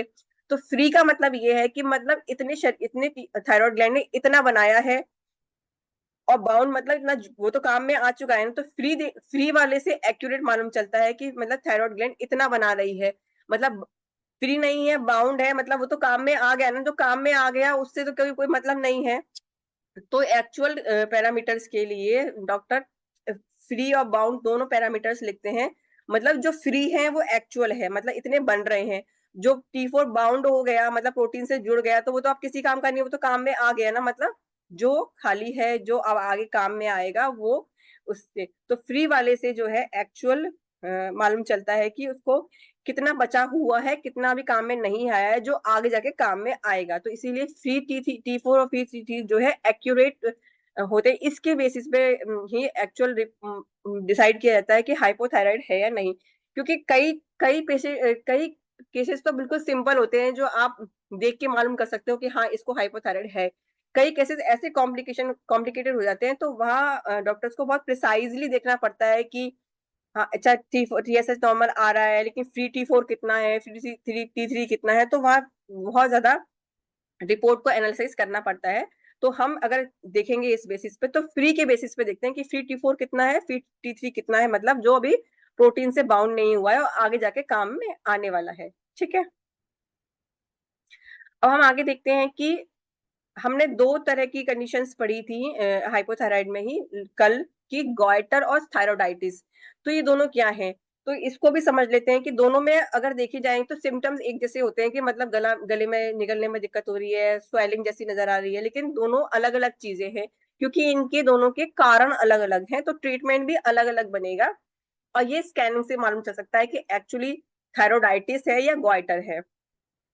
तो इनको अलग अलग समझते हैं कि गॉइटर क्या होता है। तो गॉइटर ऐसी कंडीशन है जिसमें कि थायराइड ग्लैंड बड़ी हो जाती है, जिसकी वजह से उसमें लम्स बन जाते हैं। लम्स मतलब गांठें बन जाती हैं, नोड्यूल्स बन जाते हैं, गांठें बन जाती है। मतलब वो फूली हुई नहीं है, मतलब साइज में तो बड़ी हुई है, लेकिन ऐसे नहीं फूली हुई कि स्वेलिंग नहीं आई है उसमें, लेकिन उसमें लम्स है, गांठें हैं। जैसे कि आप देखो कि कुछ छोटी छोटी उसमें गांठें बन गई हैं, लेकिन वो मतलब अलग अलग गांठें दिखेंगी, जिसकी वजह से ओवरऑल देखा जाए तो साइज बड़ा है, लेकिन साइज पूरी का नहीं बढ़ा, उसकी सेल्स नहीं बढ़ी है, इन्फ्लेमेशन नहीं हुआ है, लेकिन छोटी छोटी गांठें बन गई हैं, लम्स बन गए हैं। तो ये होता है गाइटर। गॉइटर क्यों होता है, ये पेनलेस होता है। गॉइटर पेनलेस होता है, गॉइटर में कोई दर्द नहीं होता है, but they cause a feeling of tightness in the throat. But ये हाँ, गले में, थ्रोट में ऐसे टाइटनेस जैसी फील होती है, डिफिकल्टी स्वेलिंग, सेलोइंग, निगलने में दिक्कत होती है, वॉइस चेंज हो जाती है। ठीक है। अब ये क्यों होती है, ज्यादातर ये आयोडीन की कमी से होती है। ठीक है। तो यहाँ इसका कारण अलग है, और इसके जो बड़े साइज में बड़े होने की का कारण अलग है, कि मतलब वहां पे लम्स है इसलिए साइज में बड़ी हो गई है। और थायरोडाइटिस में क्या होता है कि जैसे हम नाम से समझ रहे हैं कि जब हम किसी शब्द के पीछे या किसी बीमारी की आगे डाइट आइटिस लगा होता है, तो हम सब समझते हैं, न्यूरोथेरेपिस्ट सभी जानते हैं कि वो इन्फ्लेमेशन होता है उस बीमारी में। तो यहाँ भी थायरोडाइटिस का मतलब है कि थायराइड ग्लैंड में इन्फ्लेमेशन हो गया है। तो यहाँ उसके सेल्स जो हैं वो इन्फ्लेम्ड हो गई हैं, सूज गई हैं, स्वेलिंग हो गई है यहाँ पर। तो वो उसमें कोई लम्स नहीं बने, कोई अलग से सिस्ट नहीं है, पर वो स्वेल्ड है पूरी सेल थायराइड ग्लैंड की, इन्फ्लेमेशन है, और वो क्यों हुई है, क्योंकि वो कोई इन्फेक्शन हो सकता है, बैक्टीरियल या वायरल इन्फेक्शन, तो वो इन्फेक्शन परसिस्ट कर गया है, मतलब लंबे टाइम से जो इन्फेक्शन रहता है तो हमें पता है कि वो इन्फ्लेमेशन बदल जाता है, तो इसी वजह से इन्फेक्शन के बाद इन्फ्लेमेशन में बदल गई है वो बीमारी, तो वहां यहाँ पे क्या होता है, थायरोइडाइटिस में इन्फ्लेमेशन हो गया है। और ऑटोइम्यून कंडीशन भी हम जानते हैं कि ऑटोइम्यून कंडीशन भी इन्फ्लेमेशन में आती है, तो वहाँ या तो जैसे हमने कल देखा था कि हाशिमोटो या किसी और ऑटोइम्यून की वजह से उसमें इन्फ्लेमेशन है, या किसी जनरल बैक्टीरियल या वायरस इन्फेक्शन की वजह से उसको इन्फ्लेमेशन है। तो बेसिकली गॉइटर में क्या है, नोड्यूल्स हैं, और थायरोइडाइटिस में क्या है, इन्फ्लेमेशन है। अगर ट्रीटमेंट की बात करी जाए तो हमें वहां लम्स में, गॉइटर में 2 पेन-6 मतलब जैसे कि हम किसी सिस्ट को बढ़ने में या लम्स में के लिए हमको ग्रोथ को रोकने के लिए 2 पेन देते हैं, तो यहाँ हम 2 पेन-6 देंगे, लेकिन थायरोइडाइटिस में हम इन्फ्लेमेशन का ट्रीटमेंट देंगे, 30 जैसे हम जानते हैं, या बाकी और ट्रीटमेंट जो भी हम इन्फ्लेमेशन में देते हैं, तो यहाँ हमें इन्फ्लेमेशन के ट्रीटमेंट देने पड़ेंगे, लेकिन गॉइटर में इन्फ्लेमेशन का कोई केस नहीं है, तो वहां पर हमें इन्फ्लेमेशन का ट्रीटमेंट नहीं देना पड़ेगा। ठीक है, तो इसकी कैसे मालूम चलेगा, तो इसके लिए हम उसका सीटी स्कैन या स्कैनिंग करा के देखेंगे, अल्ट्रासाउंड करा के देखेंगे कि क्या उसको क्या प्रॉब्लम है। ठीक है, अब हम चलते हैं अपने न्यूरोथेरेपी ट्रीटमेंट पे। ठीक है, तो न्यूरोथेरेपी ट्रीटमेंट में हम सबसे पहले, हम सभी जानते हैं कि हम सबसे पहले किस पे काम करते हैं, डाइजेशन पे काम करते हैं। तो डाइजेशन यहाँ सबसे पहले बात आ जाती है कि उसके हम डाइजेशन पे काम करेंगे, क्योंकि अगर डाइजेशन ही ठीक नहीं होगा तो बाकी हम कितने भी ट्रीटमेंट दे दें तो वो कुछ काम नहीं करेगा। तो सबसे पहले हम उसको क्या देंगे, नॉर्मल अजय नॉर्मल देंगे, जैसे मैंने कई सारे जो भी ट्रीटमेंट सब लोगों ने यूज किए हैं वो दे रही हूँ, और क्या क्या संभावित ट्रीटमेंट बन सकते हैं न्यूरोथेरेपी के, वो हम देख रहे हैं। बाकी अब हम इतना पढ़ने के बाद खुद भी ट्रीटमेंट बना सकते हैं, आप भी इसमें चेंजेस करके अपने पेशेंट के लिए ट्रीटमेंट बना सकते हो, उसके सिम्टम्स के बेसिस पे और उसके कारण के बेसिस पे।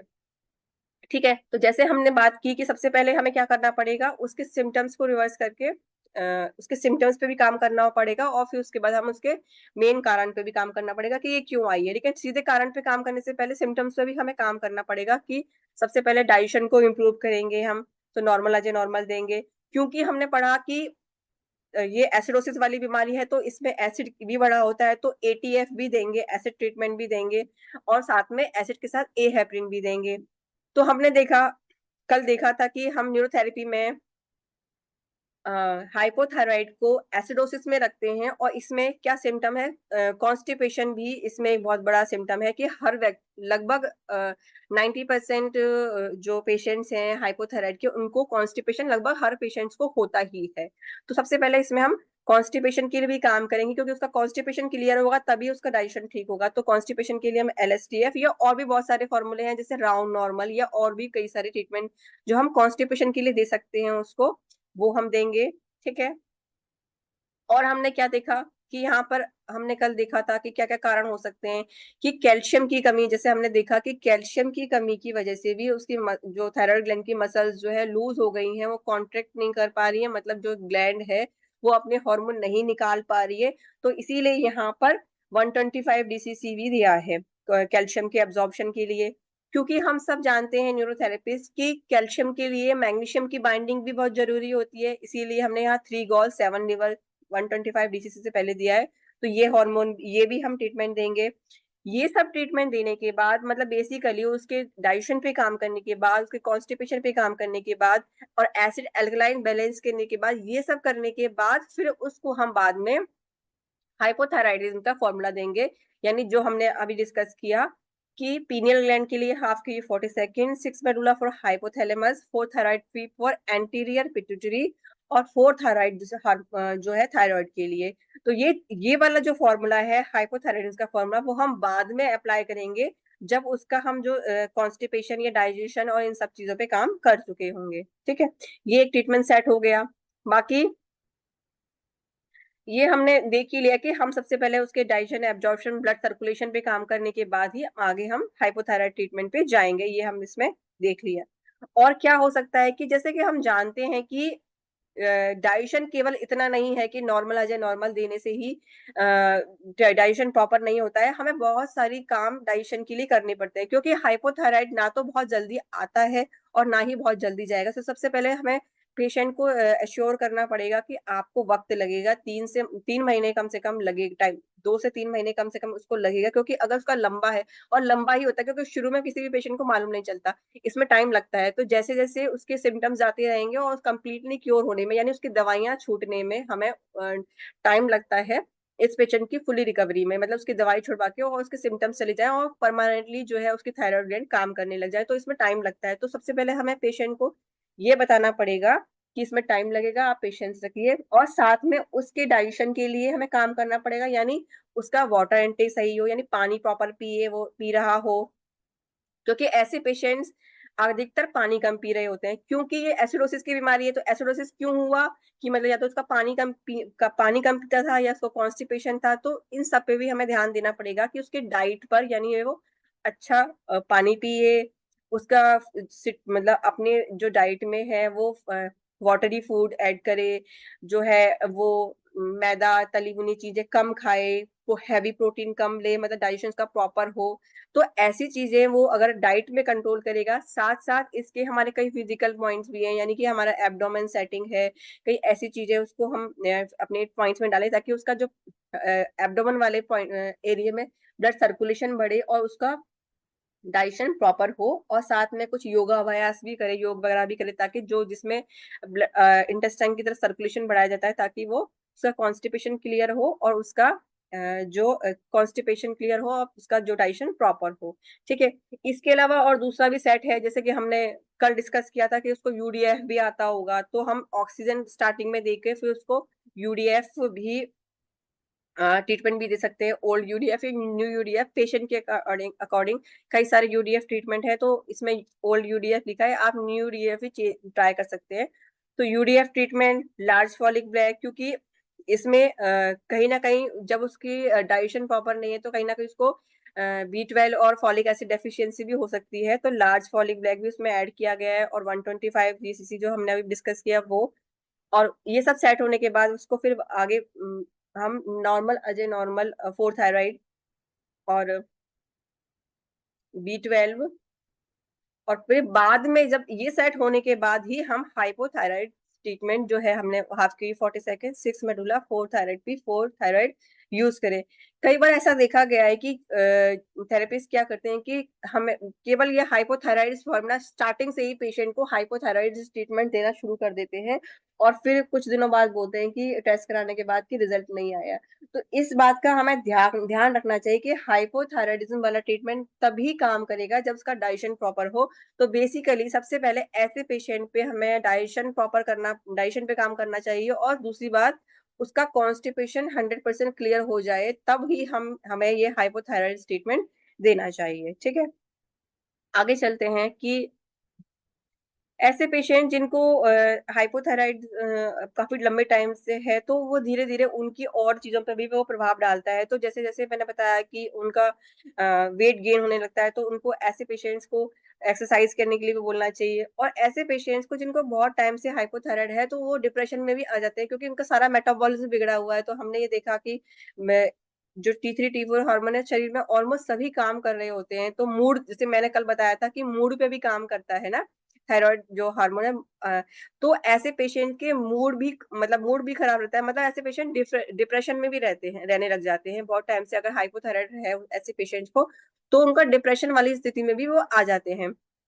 तो यहाँ पे हमें उनको कभी कभी बीच में सेरोटोनिन ट्रीटमेंट, जो कि है 8 मेडुला 6 गैसाई 6 एडीआर और 20 बैक ऑफ नी, वो भी हमें इसमें देना चाहिए, ताकि उनका थोड़ा हैप्पी हार्मोन बनने लगे और वो भी उनका मूड भी चेंज होने लगे, ताकि वो हैप्पी फील करेंगे, तो उसकी रिकवरी जो है फास्ट हो जाएगी। ठीक है, और क्या हम कर सकते हैं उनको कि धनिया की मात्रा, क्योंकि धनिया जो है नेचुरली वो थायराइड हार्मोन के लिए अच्छा है, वो थायराइड के लिए अच्छा है, तो धनिया खाने को बोले, धनिया की चटनी खाने को बोले, या कुछ नहीं, अगर वो नहीं खा सकते तो उनको बोल सकते हैं कि धनिया के जो सीड्स होते हैं, धनिया के सीड्स को भिगो के रखें रात को, और सुबह उनको चाय की तरह बॉईल करके पी सकते हैं।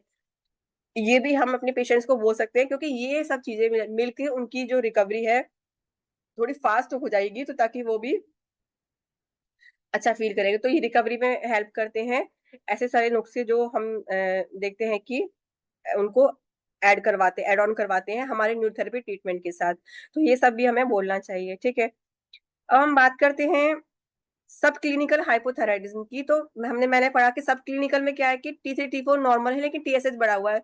तो इसमें हम उनको माइल्ड ट्रीटमेंट के साथ कुछ ऐसा भी देखा गया है कि जिसमें उनको कोई T3 T4 मतलब थायराइड में कोई दिक्कत नहीं होती, लेकिन उनका उनकी किसी और वजह से, मतलब कि क्लॉट्स, ट्राइग्लिसराइड या कोलेस्ट्रॉल बड़े होने की वजह से वो क्लॉट होता है, जिसकी वजह से जो है TSH प्रॉपरली वहां नहीं आ पा रहा होता। जैसे मैंने बताया कि एंटीरियर पिट्यूटरी की में क्लॉट की वजह से या शरीर में कोलेस्ट्रॉल बड़े होने की वजह से किसी क्लॉट की वजह से जो है TSH जो है थायराइड तक नहीं पहुंच रहा होता है, इसीलिए जो है वो जो है TSH बढ़ रहा होता है और शरीर ब्लड में सुपरफिशियली TSH बढ़ा हुआ होता है।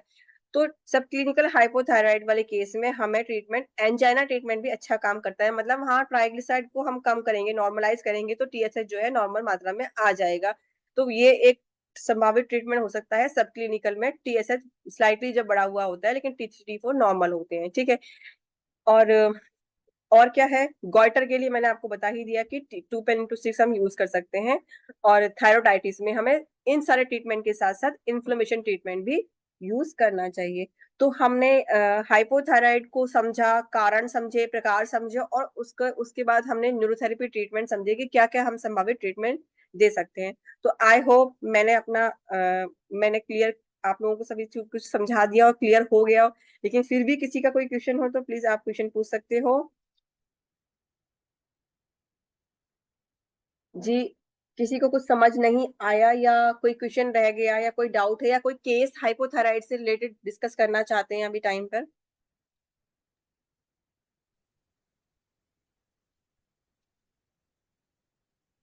मैं एक चीज पूछना चाह रहा था।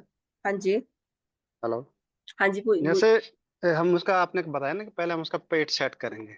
हाँ जी। जैसे हम किसी का पेट सेट करने में लगभग कितना दिन लग जाता है, कितनी थेरेपी देनी पड़ती देखो, है? ये डिपेंड करता है ना कि पेशेंट टू पेशेंट डिपेंड करता है। अब आप देखिए, किसी किसी पेशेंट को ये कि सालों से कॉन्स्टिपेशन है, उसको बोला कि हाँ, मैं को 10 साल से ऐसा हो रहा है कि मेरे को कॉन्स्टिपेशन है। अब वहां तो उसका पेट सेट करने में महीना भर लग जाएगा। तो मैंने जैसे बोला ना कि हमें तो पहले ही बोलना है कि भैया हाइपोथायराइड है, आप ये चाहते हो कि आपको पूरी तरह रिकवरी मिल जाए, आपकी दवाइयां बंद हो जाए। तो जब उसको सालों से कॉन्स्टिपेशन है, तो कॉन्स्टिपेशन ठीक करने में हमें काफी, पेट सेट करने में, कॉन्स्टिपेशन ठीक करने में 20 से 25 दिन या महीना भर आपको लग जाएगा।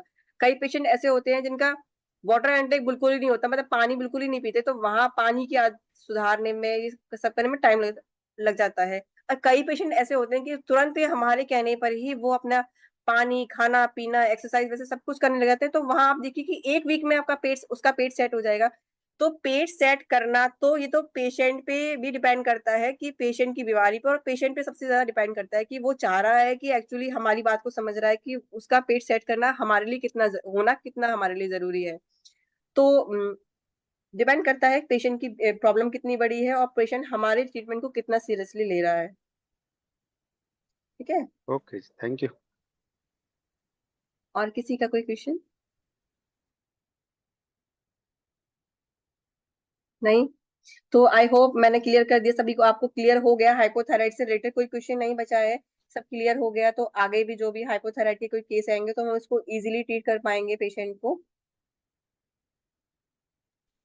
हाँ जी, बहुत अच्छी तरह समझाया आपने, थैंक यू। क्यों, थैंक यू। गीता जी, कोई क्वेश्चन? नहीं नहीं, आप इतने अच्छे से समझाते कि कोई क्वेश्चन ही नहीं रहता है। ठीक है, थैंक यू सो मच।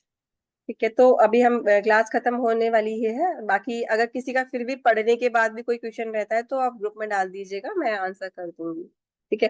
अच्छा, आगे क्या टॉपिक हम क्या हम चूज ले क्लास के लिए, क्या टॉपिक ले? किस पे? बच्चों के लिए ले सकते बच्चों के लिए, ठीक है। हैं, मतलब और जैसे बच्चों की, हम्म, बच्चों को तो मतलब और ये भी बहुत ले कुछ सकते हैं हम, जैसे जॉइंट पेन वाले, अच्छा। शोल्डर पेन, नी पेन, इस तरह के। ठीक है, मैं ग्रुप पे एक पोल डालती हूँ, जिसमें उसमें जो मैक्सिमम रैंक करेगा उस पे हम नेक्स्ट टॉपिक हम पोल के बेसिस पे लेते हैं कि क्या हम उठाते हैं जिस पे लोगों को ज्यादा क्वेरीज रहती है। ठीक है, ओके ओके जी, okay, thank you thank you so much. मैं क्लास फिर लीव कर देती हूँ अगर कोई क्वेश्चन नहीं है तो। हाँ, अच्छा हाँ जी, मंजुला मैम, हाँ जी, मैं ये कह रहा था कि जैसे मान लिया कईयों को ना, जैसे कई बीमारियां रहती हैं, हाँ जी, तो सारी बीमारियों को तो एक टाइम पे अटेंड नहीं करते हैं ना। हाँ जी, जैसे थायराइड भी है, हाइपोथायराइड भी है, शुगर भी है, हाई बीपी भी है, ज्वाइंट हम्म। पेन भी है। अब ये सारी कंबाइंड बीमारियां हैं, तो इसका कैसे मतलब ट्रीटमेंट, क्योंकि आधा घंटे से ज्यादा तो ना तो पेशेंट बर्दाश्त करता और हम्म। ना ही थेरेपिस्ट जो है ना आधा घंटे से ज्यादा देना चाहता। तो देखिए, उसमें क्या आप मतलब प्लान बनाए कि भाई ये सारी चीजें अटेंड भी हो जाएं, या बहुत जरूरी जो है पहले उसको अटेंड करें? नहीं, देखो ऐसा नहीं होता है कि हम ये बोले कि करते इसको तो ये बहुत जरूरी है, हम इसको अटेंड करें, क्योंकि किसी एक पे अगर हमने फोकस करना शुरू किया ना तो हम किसी भी कहीं भी नहीं पहुंच पाएंगे, क्योंकि वो एक पे काम कर रहे होते हैं, दूसरी पे बिगड़ रही होती है। तो हमें इस ऐसे केसेस में ऐसा ही देखना होता है। और ऐसे केसेस में क्या, कोई भी पेशेंट जब हमारे पास आता है एक बीमारी तो लेके भी नहीं आता, वो कम से कम पूरा पेशेंट कार्ड भर देता है, इतनी सारी बीमारी लेके आता है। तो ऐसे केसेस में हम ही, क्योंकि न्यूरोथेरेपिस्ट हम ये जानते हैं कि सारी प्रॉब्लम आई तो उसकी डाइजेशन से ही है, चाहे वो कुछ भी हो, चाहे वो उसका नी पेन हो, चाहे डायबिटीज हो, चाहे हाइपोथायराइड हो, चाहे उसका कमर दर्द है, ये सारी प्रॉब्लम आई तो हम जान रहे हैं कि डाइजेशन से है। तो सारा पहला स्टेप तो हमारा किस में होता है कि डाइजेशन पे ही होता है, यानी हम उसको पहले पेट सेट करेंगे सबसे पहले, क्योंकि वो बीमारी ऐसी लेके आता है कि वो उसके पास उसकी वो दवाइयां भी खा के आ चुका होता है, तो हम न्यूट्रल करते हैं। न्यूट्रल करने से क्या काम होता है कि एसिड एल्कलाइज सुपरफिशियली लेवल पे बैलेंस हो जाता है, कोई भी दवाइयों का साइड इफेक्ट है वो कम हो जाता है। तो पहले न्यूट्रल करते हैं, मतलब सब कुछ हमने नॉर्मलाइज कर दिया, तो वो सभी बीमारी में करना ही होता है, चाहे उसकी कोई भी बीमारी लेके आए। सेकंड, हम जानते हैं कि पेट सेट करना है तो नॉर्मल आ जाए नॉर्मल, अब वो पेशेंट के अकॉर्डिंग कि उसको कॉन्स्टिपेशन है, लूज मोशन है या नॉर्मल मोशन है, उसके हिसाब से। अगर देखिए उसको, अगर हम ये जान रहे हैं कि उसको डायबिटीज भी है और उसको बीपी भी है, और अगर फॉर एग्जांपल एक केस लेके चलते हैं, डायबिटीज भी मतलब डायबिटीज भी है, हाइपरटेंशन मतलब हाई बीपी भी है और उसको थायराइड भी है, तो पेट सेट करना तो सब में कॉमन रहेगा ही। ठीक है, फिर अगर हम वहां देख रहे हैं कि हाइपोथायराइड है तो वहां हमने four thyroid normal Ajay normal के साथ ही डाल दिया, तो एक बार तो हमने वही डाल दिया। और जैसे न्यूट्रल डाला तो न्यूट्रल के बाद, क्योंकि हम ये